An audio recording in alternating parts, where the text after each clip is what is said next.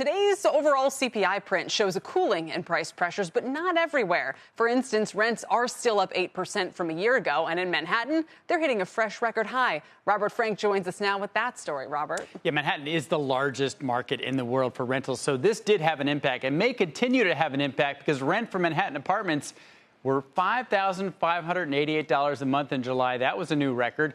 Median rents also hitting a new record along with price per square foot. Every single measure hit a new record in July.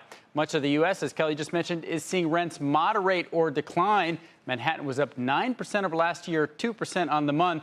Rents are now 30% higher than they were pre-pandemic.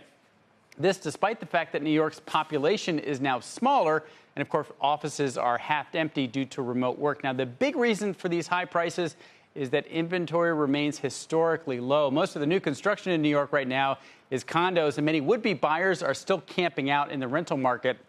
But there are some hopeful signs, at least for renters. Inventory was actually up 11% in July, so that could start to ease some of those pricing pressures. And new leases, they actually fell 6% over last year. That suggests that renters have either reached their limit on affordability or they're looking elsewhere, just moving back in with their parents, probably.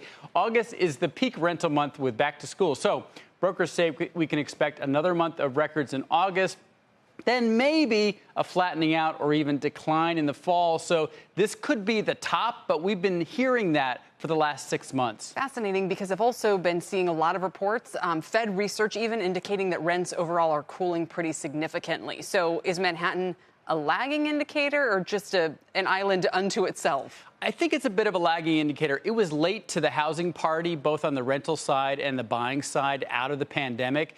Job growth, everything in Manhattan came back later than the rest of the country. So we've seen that wave sort of hit Manhattan later. So that could be part of it.